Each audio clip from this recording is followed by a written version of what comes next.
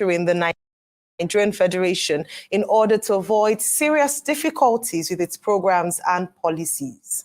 Also, Soyinka denounced the menacing utterances of the vice presidential candidate of the Labour Party, Datti Baba Ahmed, describing it as unbecoming. He further stated that the Nigerian presidency should go to the southeast region in order to heal from the wounds of the civil war. Joining us now on the show to air his views on the state of the nation of Nigeria and the 2023 governorship and presidential election is Nobel laureate Professor Wole Soyinka. Good morning, Professor, and welcome to the morning show. Hello, can you hear me, Prof? Yes, but please speak up a little bit more clearly. Thank you. Well, let's start with your latest statement, which I read yesterday, about media responsibility in a season of civic uncertainty. And the fact that the mutual obligation that you talk about there, the media at this moment in Nigeria is also complaining about repression, about harassment by certain institutions of state and also by certain interested groups, particularly spokespersons of political parties. Let me remind you and anybody listening that we've had several cases of the final arbitration in this kind of election being placed in the lap of the courts. We'll go back all the way to the infamous, or for some people, famous and brilliant 12 2/3 decision. During that process, if you go all the way back in history, I never heard anyone from any side threaten the judiciary the way I heard it when Mr. Datti was speaking on television when I came. And since then, since that decision, we've also had even the decision of the court, which brought Buhari into power after the decision was given, after he had already been sworn in. And again, while awaiting that decision, I never heard the kind of language, the kind of menacing, blackmailing language as that which was to which we were treated by Mr. Datti. And that kind of attitude and that kind of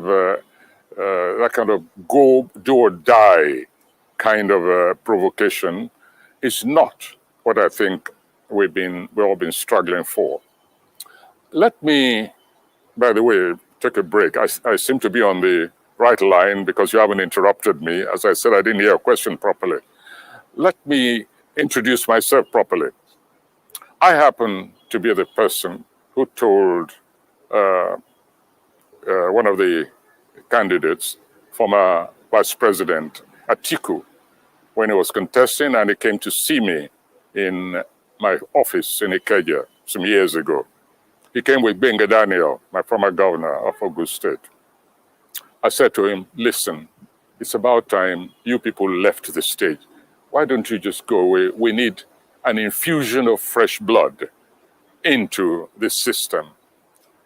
But some people, maybe they read it as a bloodletting. No, I said infusion of fresh blood. I said, so I cannot support you. I think your generation should really quit. Right, he wasn't the only one. I then sought out the current president-elect, Ahmed Tinubu, and I gave him exactly the same message. I said, whatever you people are planning, I'm convinced that we need a young generation, new thinking, new sensibilities, new energies. So why don't you just leave this stage? Let's look for somebody, a really brilliant individual, and then you use your influence to catapult that person to power. And this country will see a massive transformation. We spoke for about an hour and a half. In the end, Bola Tinubu said, no. He said there were still things which he felt he could contribute. You know, I have not, Bola Tinubu and myself have not met. That's over getting to 5 years ago. We've not met once since. Simultaneously, we called willing and enthusiastic and brilliant young people together. And we said, look, come together, give us a candidate. We'll back that candidate with all our resources. We need somebody else at the helm of affairs. And so, for me, the emergence of the Peter Obi movement is the consequence of events like that, including, as I've stated, the NSARS movement. And all this was done in a democratic spirit. Persuasion, campaigning, mobilizing, sometimes even tutoring prospective candidates. Whether or not my position at the time towards Atiku or Tinubu was correct or not, that's not important. All I'm trying to tell you is to say that we acted out of conviction, and therefore we have absolutely no reason to appear even to be against any new generational possibility, potential, when in time for election comes. I have been distressed, however, by this certain aspects of this movement, which for me tended towards the fascistic. And we haven't come this way, all this distance, made all this sacrifice to watch the entire procedure being jeopardized permanently with unpredictable consequences if we get to a situation where threatening, menacing language is being used, where people are beginning to be afraid to talk, to advise, to contribute, simply because there's disagreement over tactics. And so this is what I was objecting to in Datti's performance. You can't say, give me this mandate. There's also a third person there, as Atiku, for instance. And in any case, the procedure is such that no one can say that we have seen terminus as yet. That's all. That's what I was criticizing. And I was very distressed to see this being reported as if saying, swear this person in. Don't swear this person in. No, no, no, no. That is a total distortion. And public discourse, I believe, is jeopardized when that kind of misinterpretation is made of something which I have said. All right, Professor Soyinka, thank you very much for joining us. I just want to ask you, you have said that the statement made by Datti Ahmed is unbecoming. And what some people might want to ask you is, what part of his statement did you find unbecoming? Was it the entirety of his statement, or the fact that he had mentioned, and I quote, because a few things you had said, people feel that it was quite strong, bearing in mind that other actors in this political process have said perhaps even worse things. So it would be good for you to tell us what part of his statement you found unbecoming of a vice presidential candidate. And then the second aspect of this, since you've taken us back to pre-election and you speaking to the principle of front runners in the election process, is your assessment of the election process and the emergence of the president-elect? Again, I must apologize to you and your audience if I didn't catch your question correctly. I lost about 2/3 of it, but I think I got the drift of what you were saying. And again, let me introduce myself further.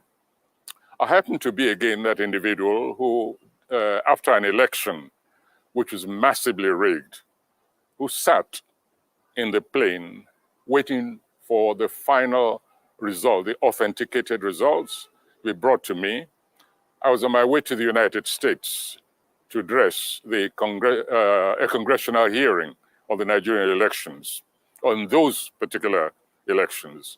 And I said to them, the Oshomole people, I said, I will do nothing if I do not have the right documentation, the latest, authenticated in every respect, which I can present to the congressional hearing.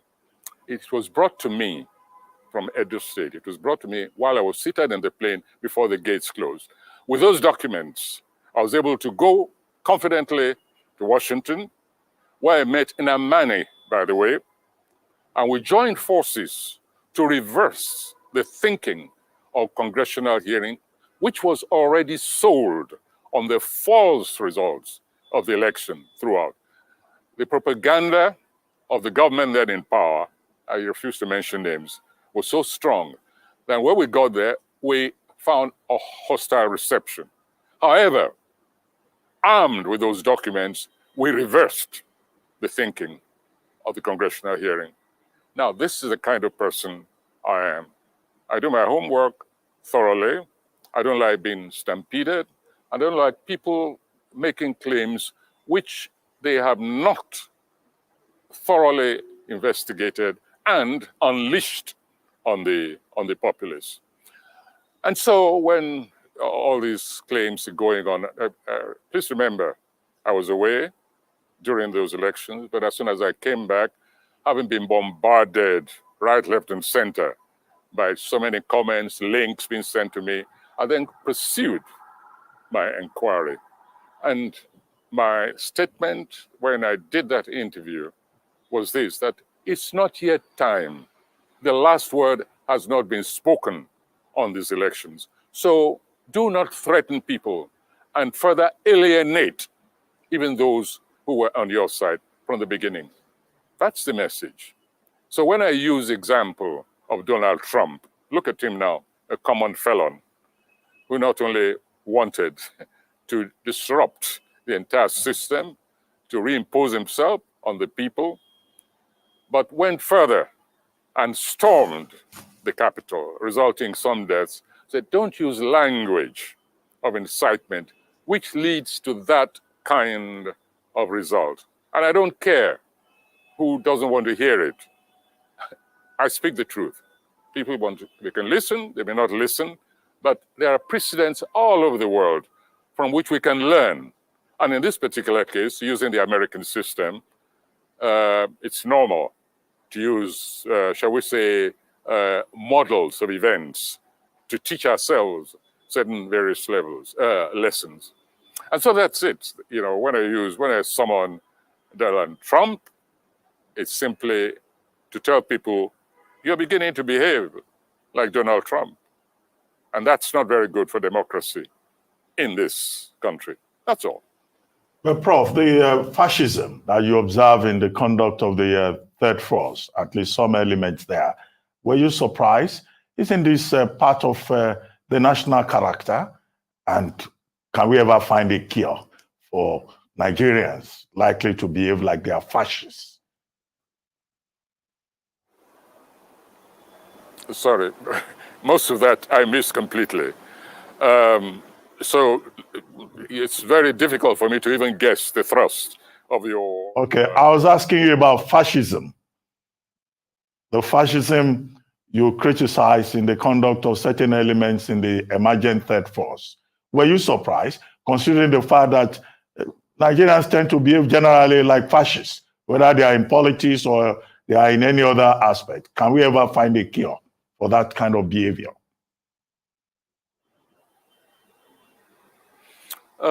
Any other acts? Please understand me. Civil action is always justifiable. In any situation of discontent, civil action is always possible. But then we also must be very guarded in our statement, the nature of civil action. If you say we're in a revolutionary state and we need a revolution, if you like, a kind of show or a revolution now, then I understand your language.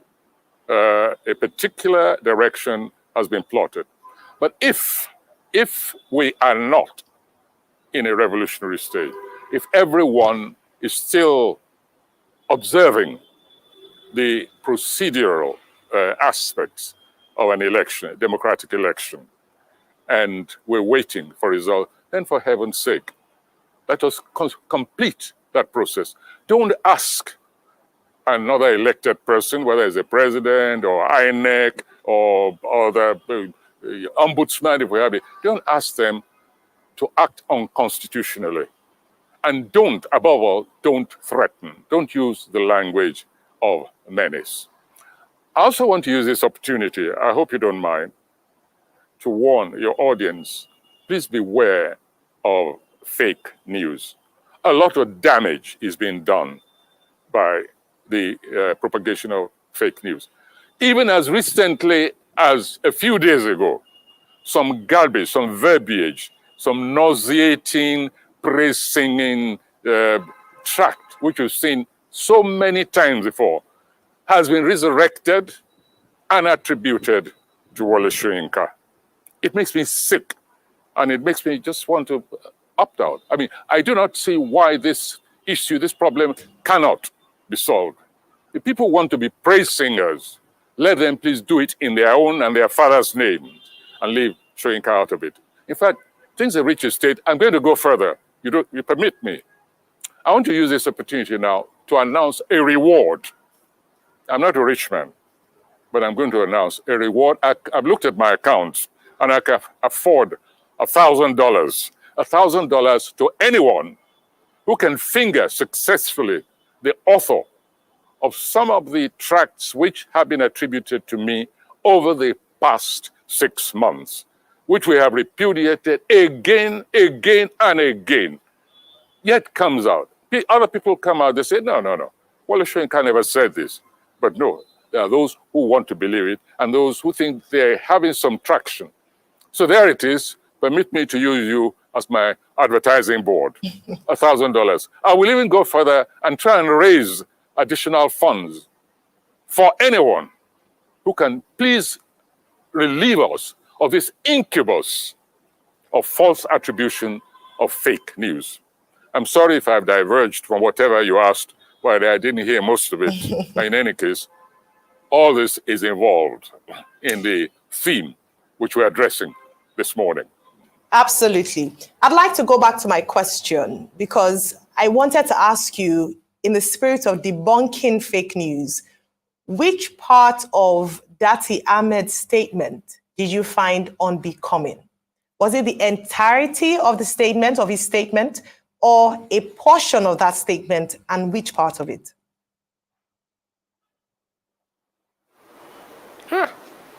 It's all very well going back to your question, but it's still going back to the kind of breaks which we had. The transmission is really problematic. It could be my personal problem of hearing. I don't want to blame the equipment completely, but I think we really have a problem. And since you say you had a specific question, this time I don't want to go off on a tangent, unless I can hear it very clearly, distinctly.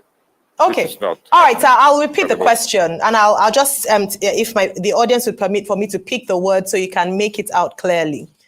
I asked, going to your previous response, which part or what part of Senator Datti Ahmed's statement was unbecoming? Okay. Nearly the totality. Listen, the interviewer asked him several times.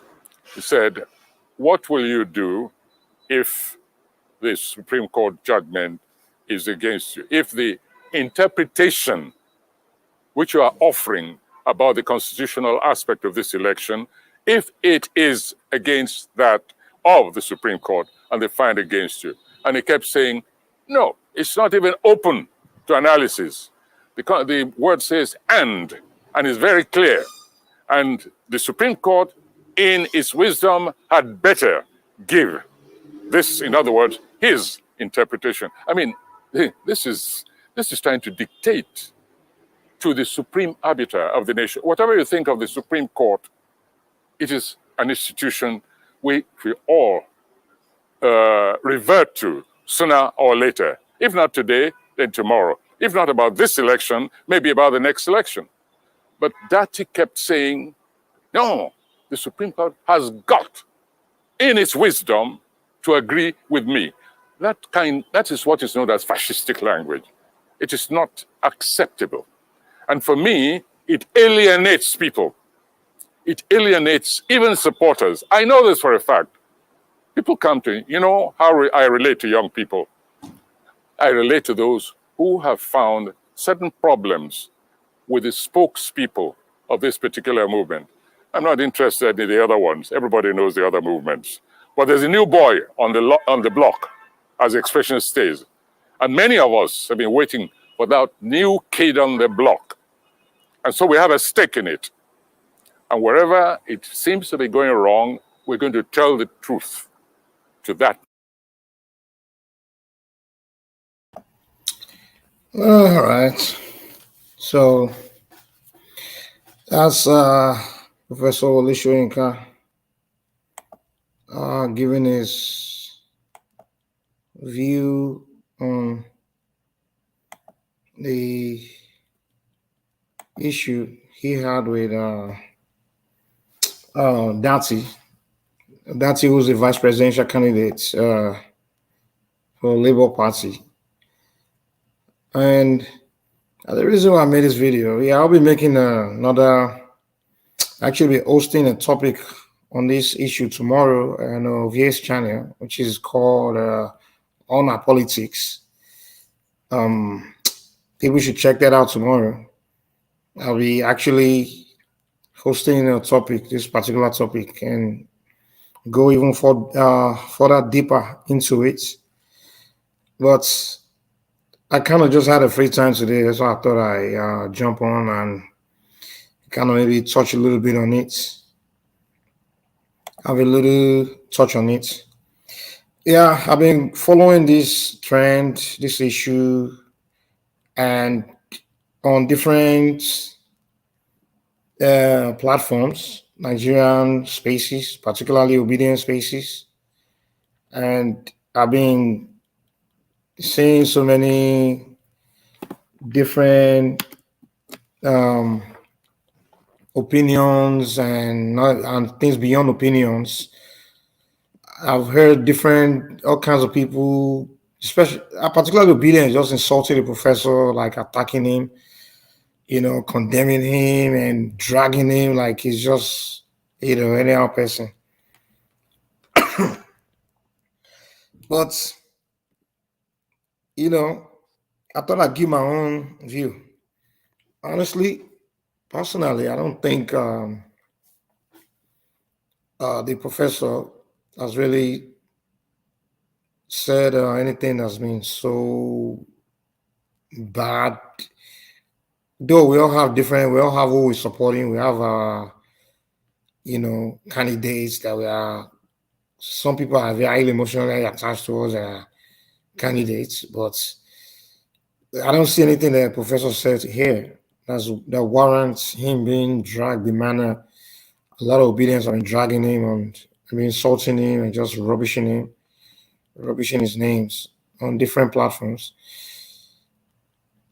To my own, from what I saw in this interview, things he covered, basically, he was kind of fair and balanced. I mean, he started the interview talking about, he started off saying his position regarding the politics of today, particularly this election. He said he felt that the presidency should go to the Southeast because he feels that if there we actually heal the wound of the past, which referring to the civil war we had in the 60s, And that suggests to me that he may be leaning toward, maybe he was leaning towards OB. He was kind of supporting, so because he never made it clear who he was supporting in the campaign, but him saying his position is that I feel the presidency should have gone to the Southeast or something like that, or should go to the Southeast. So that suggests to me that maybe he was obedient. He was more of a supporter of Obi than anyone else in the election. But I guess a lot of Obi followers, they missed that, they skipped that. So because a lot of them are accusing him of being a Tinubu supporter because of his view or his position about Datti. But to me, that kind of suggests otherwise. And then he also mentioned, furthermore, to prove that, hey, maybe he was leaning towards Obi, that he had conversation in the past with Atiku and Tinubu, and he told them that it's time that they should allow the young generation to take over, and they should just be the one backing them or putting their resources behind the young ones. So it also suggests to me that he wasn't supporting Tinubu and and neither was he supporting Atiku. So that also debunks the notion being pushed by a lot of Obi supporters that he was a Tinubu supporter, something like that. And lastly, who cares if you're a Tinubu supporter, whoever supports he supports? And it's irrelevant to the point he was making about Datti's fascist approach in his interview when he was saying, whatever Supreme Court judgment may be, if it doesn't align with his own personal judgment, then it's not that his own judgment is more supreme to the Supreme Court's judgment. I mean, I have to agree with the professor there, man, because that would be a fascist kind of approach, because you are saying you are above the system, you know. That kind of statement could warrant treason, to be honest, in my opinion, you know. So, to me, I honestly think, I don't think the professor really said anything that's so deep that warrants the kind of noise that's been going on social media and the obedience. I mean, obedience, we'll be surprised if about the way obedience speak. You know, those people have been, those kids, I don't even understand. They're a bunch of, I don't get it. It's like this generation of Nigerian youths, man. It's like, God knows, man. I don't know what kind of upbringing they're getting these days, you know. It's not the same, you know. The culture is being, you know, I don't understand. I don't know what happened to our culture or tradition. The culture of respecting elders and being noble. The Nigeria of today, I don't understand, you know. But at the same time, I understand the Obi supporters, they are highly emotional right now. They are the fact that Obi lost that election, many of them still can't deal with the reality that who they were hoping who they put their hope and support behind didn't win the election. I understand that, you know, the emotions are high right now. But the fact of the matter is, we clearly lost that election, man. I won't say in my opinion. It's actually a fact that he lost that election, because I didn't see any chance of Obi winning that election, to be honest. You know? Yeah, he went exactly where I thought he was going to go. Yeah, Obi would do well in outside of the southeast and some part of the south. I thought he was going to do well in Lagos, which he did. I thought he would do okay in the middle belt, which he did. But I didn't expect him to do well in the north, core north, which was exactly what happened. He didn't do well in the core north. He wasn't going to do well in the core north. And the southwest, obviously, he wasn't going to win the southwest. That was clear. Yeah? So, but overall, I think he still did great. You know, he still put a lot of numbers, and I think in the future, if he can re-strategize his campaign, I think he may do better in the future. But that's the way I see it, Sha. But hopefully, people get over this drama after May 29, when the new president is sworn in, and we'll move on focus on nation building and onto the next election. But anyway, that's all I have to say today, Sha. Until next time, peace.